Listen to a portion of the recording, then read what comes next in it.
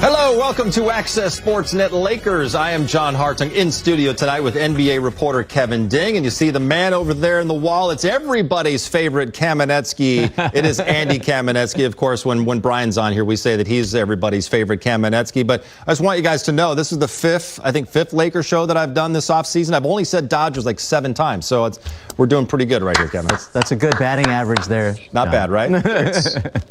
It's like the equivalent of trying to avoid saying Macbeth in a theater, something like that. I've never had that problem. Yeah. I guess I'm the only theater major. Just try not to say Macbeth He's tonight. the only theater major. Neither of us is going to say Macbeth tonight. Also the only USC guy, I believe. This tweet today from ESPN's, hey, I love SE, Dave McMenamin saying, new story, there's optimism within the Lakers organization that Anthony Davis could return to game action sometime during LA's upcoming Grammy road trip, sources told ESPN. Today, Frank Vogel touched on AD and spoke about the team's productive day in the film room. Today, hopefully we have an improved defensive performance. Our defense has been terrible the last 2 games. You know, that more than anything else is the reason we didn't win the last 2 games. And, you know, we had a spirited session in the film and on the court in terms of being better on that side of the ball. Frank, when you say spirited film session, I'm just curious if you could offer any more context of what that entails. Yeah, all the breakdowns of the Kings game. Gave up 70 points in the paint. Like, you're not going to win if you do that. So, you know, we called every single one of them out and showed all the ways that we can be better. Hey, Frank, I believe we're at the 4-week mark on AD. Is there anything you know about him at this point, and what's in store for him over the next few days? Yeah, he's going to be evaluated early next week, and we'll have an update at that point. So today is exactly 4 weeks since Anthony Davis sprained his MCL. We won't get another update until sometime next week, but we'll take any optimism that we can get at this point, Kevin. Dave McMenamin saying that maybe we'll see him sometime on the Grammy road trip. For a team that is sitting in 7th place in the Western Conference, getting him back will be very key because they're only 5-7 without Davis. Yeah, and I'd say this is a bigger deal for Lakers fans who are in the panic mode right after you lose 2 games. You need Anthony Davis's defensive presence, clearly. He's going to play a lot of center when he comes back. And it's going to take a huge load off of LeBron, which needs to happen. Time frame-wise, this all fits. He felt fortunate that it was only an MCL sprain in the first place. So, you know, you look back at the track record of NBA players who have this injury. This is a good result if he's out there on the court like he has been. So it makes sense that he can make it back. And it's good news for Lakers fans, but the Lakers themselves, they need to play defense before he gets back. And he is some good news, at least, like I said, we'll take any optimism we can get on Anthony Davis because they need him. Oh, they absolutely need him. His presence has been absolutely magnified and how much he means to this team. It's not just the load that he's going to help take off LeBron, although I think that is desperately needed right now, like Kevin said. I think he's going to make life easier for Russell Westbrook. I don't think it's a coincidence that Westbrook's recent shooting slump and offensive slump in general lately has coincided with Anthony Davis's absence. AD gives him a really good pick and roll partner, pick and pop partner, a lob target. And also, too, the Lakers want to truly lean into this small ball identity. They're never going to be able to get the fullest, best version of it without Anthony Davis. A lot of this really is built around AD and the identity that they would get from him playing at center. So the Lakers want to try to build some continuity and some momentum heading into the second half of the season. It can't happen without Anthony Davis. Yeah, and we saw on the bottom of that graphic right there, the defensive rating for the Lakers without Anthony Davis, 27th in the NBA. They've given up 127 points, 125 points in their back-to-back losses. We heard Frank Vogel saying they had a good film session, Andy, and he called the defense terrible the last couple of games, which we know. So now it's a matter of taking what they saw on film and fixing it. The question is, can they get that done? Well, I think certain elements they can. And I actually asked Vogel about this during practice. You know, what were some of the things that they specifically saw on tape that could be correctable without AD? And Vogel wasn't specific about it. We know he tends to treat this stuff like Pentagon state secrets. He doesn't give out a lot. But he did note lacking effort and lacking focus. And, for example, against Sacramento, those points in the paint, the majority of them weren't coming off turnovers or Laker mistakes. It was off misses. So some of this is just get back. Like, don't argue with refs. Don't wait for somebody else to do it. Get yourself back. And this is a team that Grizzlies and Jazz not too far behind.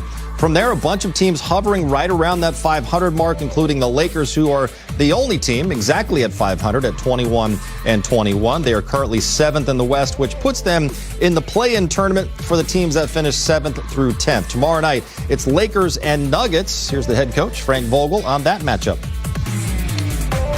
It starts with Joker. Obviously, a lot of different coverages go into guarding his. All of the action that he's in. He's the most unique player in the NBA. And, a lot of our focus today was, just to go over those unique coverages. Frank, I know maybe I'm shooting in the dark here, but is this a game where you look to use more bigs specifically because of the matchup, or are you kind of interested in sticking to the style that you guys have been playing? Yeah, we'll see. I'm not going to release my lineups, but where there's a lot of value in trying to stretch him out, make him guard on the perimeter as much as possible, and use the space that we've been using offensively. But I'm not going to release what lineups that we'll use with that. So the Lakers had a season-high 4-game winning streak. They've now lost 2 straight since then to the scorching hot Grizzlies, also the Kings a couple nights ago. Tomorrow night, another tough game in Denver against the Nuggets. Kevin, it's hard to believe these teams have yet to meet here, at least in the first half of the season. What are you expecting to see from this matchup? Like I said, I think it's a great opportunity for the Lakers to prove something to themselves and, to the world at large, which is not as important as to themselves, that they can have a defensive identity even without Anthony Davis in there, that they can find some solutions, both small ball, big ball. I think it is a chance for someone like Dwight Howard to say, well, I haven't stepped up here during this time that AD has been out. I can still be a major cog for this team.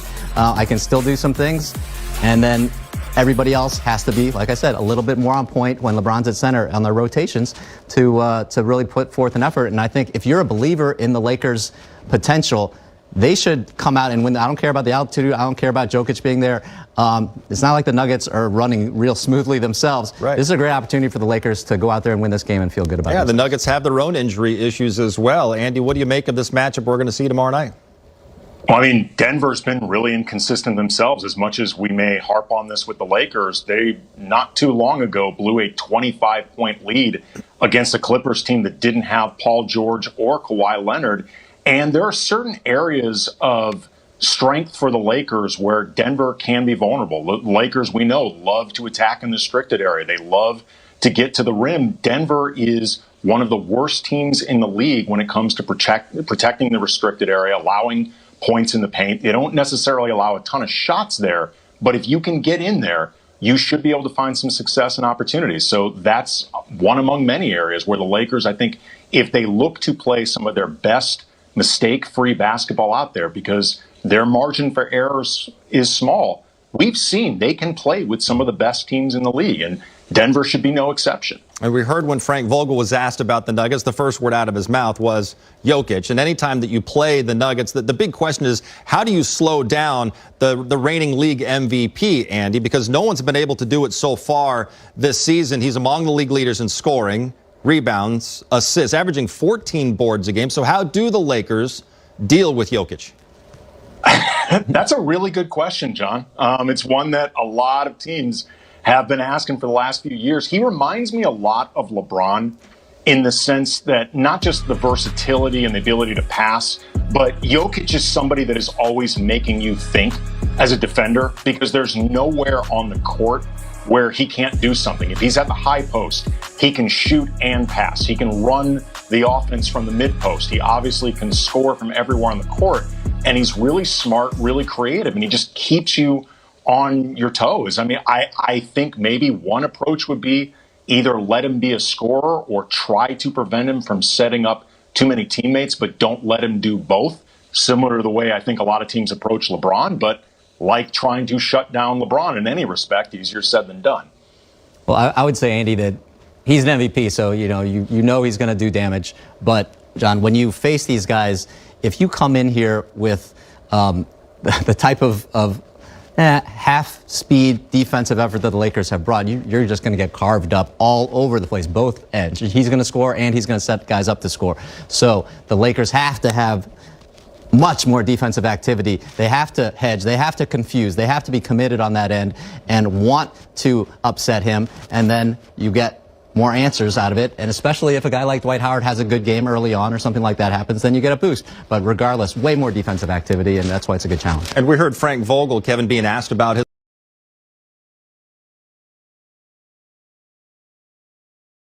lineup, not going to tip his hand right now, but you can't have LeBron James, I imagine, playing center against Jokic. So you're going to have to call on a couple of the other bigs? That's why I'm saying it's an opportunity for Dwight. I mean, that he came back here and everybody thought, oh, he can just play like he did, a year and a half ago, and it's a valuable thing. But he's a human being. He already won that title, right? He already went through this once where he needed redemption here with the Lakers. And so he hasn't had that motivation. He hasn't wanted it that much. DeAndre Jordan hasn't stepped up in that role. So now the Lakers have moved so far off of that mentality that even when AD's out, now all they want to do is play LeBron in small ball, even now. So that shows you what they're looking at going forward. It's a chance for Dwight, before things go a different way entirely. If he wants to show something, he can. Andy, anything you want to add? Yeah.